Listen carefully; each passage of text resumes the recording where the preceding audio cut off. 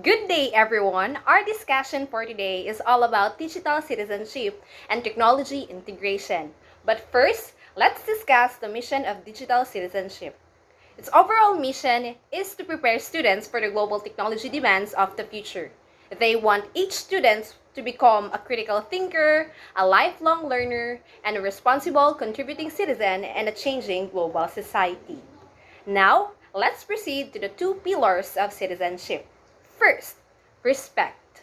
We future educators should remind our students to respect other people's business online. We should teach them how to behave decently and respect other people's opinion about certain issues. Number two, protect. Privacy online is different from the real world. It is much more easier to steal personal information, so we should educate our students on how to protect their identity and how to identify catfishing online. Personal information that someone leaves behind while they are using the internet, whether intentional or not, is called digital footprints. It includes the email that have been sent to you by other person. Digital footprints is understood as a trail of people's online behavior or simply what you post on the internet left impressions about who you actually are. In this case, we can say that even though you have deleted your old post, you cannot simply remove it, as once you publish it, everyone can access it. Continuing, the next section is copyrights, an important topic. Copyright can be defined as the legal protection of an owner's work. The first thing students should do is investigate a piece of work that they wish to use. Thanks to the internet, it's much more easier to find information on copyrights than ever before. There are actually tons of free-to-use articles, images, and videos on the internet. Sometimes, the only way you properly use a piece of information is to purchase that information. Still, students should be able to find cheaper ways. Sometimes, you just need to give that person credit. It's the right thing to do anyway. Another important concept is fair use, which states copyright material may under certain circumstances be used for purposes such as criticism, news, reporting, and etc. The next section is developing passwords for safety and protection. An important step towards digital citizenship is having a safe password. Now, the first rule of having the password is don't share that password with anyone. That includes best friends, girlfriends or boyfriends, and even siblings. Keep it private. When creating a strong password, you should include the following. Have numbers, capital letters, lowercase letters, and symbols such as the @ sign or maybe a percentage sign. Do you have those in your passwords? The next rule is that long passwords are better than short passwords. Here is an example of a long password. No one is hacking that password. And let's see. Avoid using personal information for those passwords.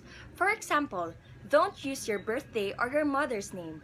A lot of here are using their birthdays as their passwords, right?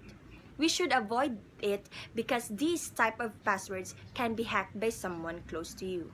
So at this moment, we'll tackle about the student agency. Student agency is about giving students autonomy over their learning experience. One component of student agency is 20% time. The idea is that students finish all their work. They can dedicate 20% of their time to side projects. Agency is about taking ownerships of their work, and one way students can do that is to present that information to the entire classroom. Students don't have time to work these projects alone. They can take on the leadership role as a project manager. Role tape so all students get a chance to be manager. Ultimately, it's about developing good communication skills because you will never be a great leader or manager without the ability to communicate to those around you. Let's proceed to the 9 elements of digital citizenship. First is digital literacy. Next is commerce, communication, access, etiquette, law, rights, health, and lastly is security. So the first 9 elements of digital citizenship is digital literacy.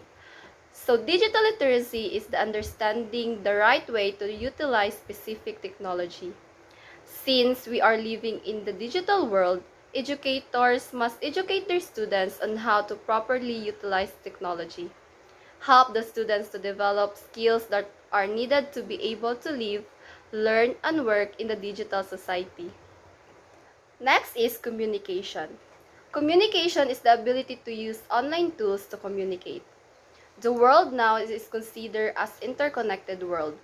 As a future educator, we should give an emphasis on digital communication. It is the ability to use different tools to communicate with other people around the globe. You can use numbers of apps on your cell phones, tablets, and laptops to do that. It is important to highlight digital communication because it vanishes barriers that create boundaries around the nation. Next is commerce. Commerce is understanding the use of money through online methods. One of the advantages that technology brings is that we can use it in paying our bills online. We can deny the fact that it is also detrimental for us, so as a future teacher, we should ensure that our students are well aware with all the danger and know how to protect themselves. Fourth element is access. It relates to the digital divide, which describes how some students have access to internet while many others do not. When we say digital divide, it refers to the gap between demographics and regions that have access to modern information and communication technology. We can observe this digital divide in our own country, where many areas that still not yet developed and don't have any access to communication, technology, or information. Those areas usually use radio as their source of information and the only technology they have. While there are also civilized places in our country, students have enough access in technology and the internet. They have a bulk of information and tools to use in studying. So let's proceed to the fifth element of digital citizenship: etiquette, exhibiting appropriate way behavior for each digital tool. In the digital world, having etiquette is also important.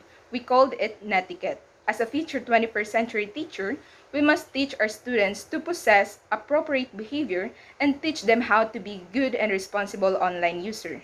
This element of digital citizenship is somehow a road or one of the factors to achieve peace and harmonious communication outside or inside the digital society.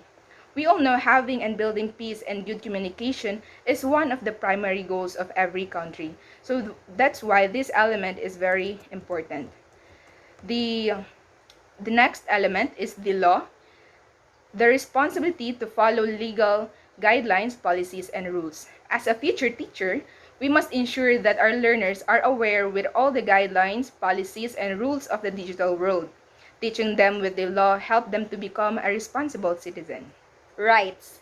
Like any other form of citizenship, a digital citizen has both rights and responsibilities in relation to their actions online. Rights and freedom are also extended to the virtual world, like free speech, rights to be in a certain privacy, and the right to be responsible. All of citizens have rights. It includes the free speech, and you also have the rights to be in a certain privacy while on the internet. There are platforms that promise us to keep your privacy, and they must do exactly what they promised. And lastly, right to be responsible. Do not abuse it and make a right decision. It involves one's duty to make sure that these rights remain available for everyone by treating other users fairly and respecting their privacy. Next is health. There are many issues regarding our health that we must think about while using computers. The most significant issue that affects most people is computer addiction that leads to the improper use of technology and can be harmful to your health. For example, too much use of social media can cause you stress or anxiety. Everyone should be aware of this, especially the parents. Next is, it can cause headache. Sitting for more than 5 hours a day is not good. It can also cause eye strain for staring at your phone and computer, especially in a dark room. Too much time for technology makes you forget about the real world. You need to interact with others and rest your eyes and mind. Lastly is security. Protecting your online privacy is a fundamental part of staying safe on the internet. Not only protecting technology from viruses and other bugs that threaten the use of technology, but also protecting personal information. Everyone needs to know how they can secure their computers or phones, especially their personal information. You need to ensure how to lock and change your smartphone codes or identification patterns. You should also back up all your data in case problem may occur, especially when using public computer. Also, avoid all types of malware, namely Trojan horses, worms, and viruses that can affect your computer.